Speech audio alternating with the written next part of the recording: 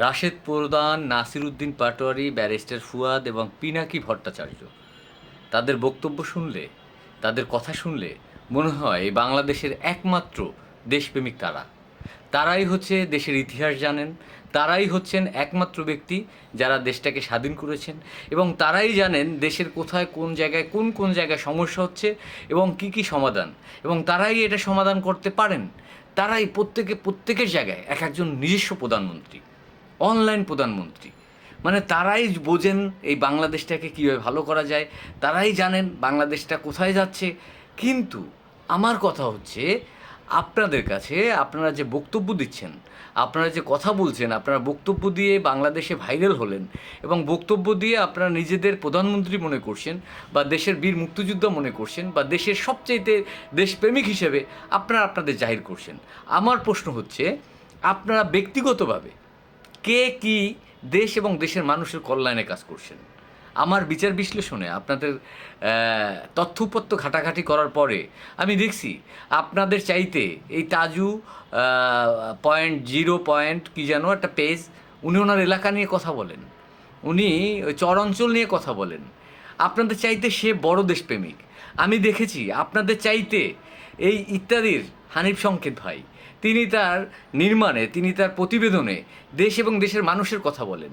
আমি দেখেছি দেশপ্রেমিক একজন কবি, একজন সাংবাদিক, তার কলমে, তার লেখায়, তার বক্তব্য দেশপ্রেম থাকে।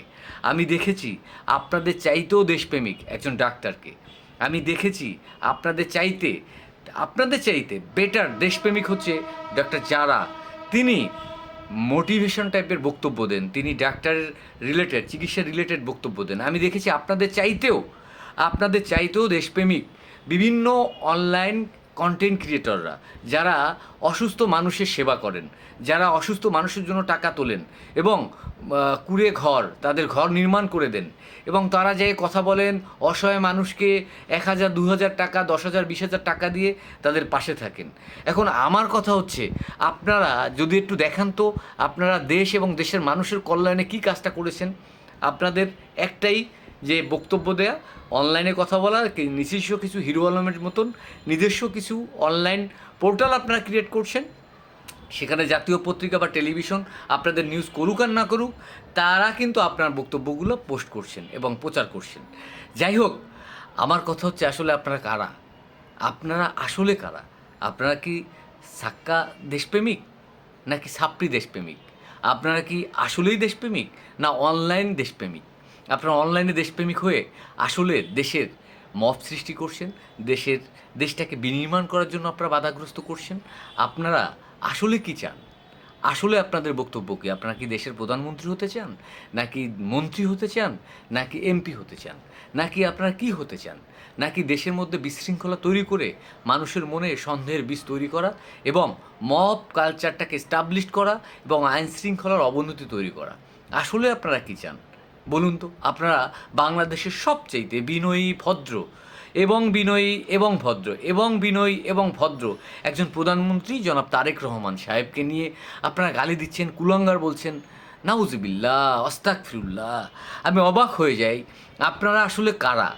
মানে এরকম একজন বিনয়ী ভদ্র মানুষকে আপনারা এভাবে গালি দিতে পারেন? না না, সে আগে কি করছে বা ভবিষ্যতে কি করবে আমি সেটা বলছি না, কিন্তু তিনি প্রধানমন্ত্রী হওয়ার পর থেকে, আচ্ছা, তিনি কি এমন কাজ করেছেন যেটা দেশের জন্য ক্ষতিকর? কি এমন কাজ করেছেন যেটা দেশের মানুষের জন্য ক্ষতিকর? আপনারা আমাকে একটু বলুন। বরং তিনি যে উদ্যোগগুলো নিয়েছেন, যে কাজগুলো করছেন, প্রত্যেকটা কাজ পরিষ্কার পরিচ্ছন্নভাবে করার চেষ্টা করছেন এবং দুর্নীতির গলা চেপে ধরছেন। তারপরেও আপনারা কথা বলছেন, তাকে তো বাহাব্বা দিচ্ছেন না, তাকে উৎসাহিত করছেন না। কিভাবে? আমাদের উচিত কি একজন সাক্কা দেশপ্রেমিককে, যে দেশ বিনির্মাণের জন্য কাজ করছে, যদি আমাদের প্রধানমন্ত্রী তারেক রহমান আপনার কাছে, আপনি ভাবুন এবং পড়াশোনা করুন তিনি ক্ষমতা আসার পর কী উদ্যোগ গ্রহণ করছেন, এটা নিয়ে আপনারা একটু পড়াশুনো করুন। পড়াশুনো করার পরে তারপরে দেখুন আসলে তাকে কি আমাদের সহযোগিতা করা দরকার কি না। আমি বুকে হাত দিয়ে বলছি, তাকে যদি আমরা সহযোগিতা করি দলমত নির্বিশেষে, আমি বললাম মাত্র 5 বছর বয়সে তার ক্ষমতাকালে, ক্ষমতা 5টা বছর, যাতে আমরা তাকে হেল্প করি, সহযোগিতা করি, তার কাজের, তার চিন্তার, তার প্ল্যানে যদি আমরা কোনো ব্যাঘাত তৈরি না করি, তাহলে আমাদেরটা সিঙ্গাপুর হইতে খুব সময় লাগবে না। আপনাকে বললাম ভাই, এটা হচ্ছে আমি আমার অভিজ্ঞতার আলোকে বললাম। একটা দেশের যদি দুর্নীতিমুক্ত করা যায়, একটা দেশের যে দেশের সরকার দেশ পরিচালনা করে তাদের নেতাকর্মীকে যদি কন্ট্রোলে রাখতে পারেন, তাহলে সেই দেশ আর দুর্নীতি করার সাহস পাবেন না। আর সেই কাজটা জনাব তারেক রহমান করছেন। অতএব আপনার কাছে প্রশ্ন, আপনাদের কাছে প্রশ্ন, আপনারা প্লিজ আপনারা এরকম আর করবেন না। এটার জন্য আমি তীব্র নিন্দা জানাই।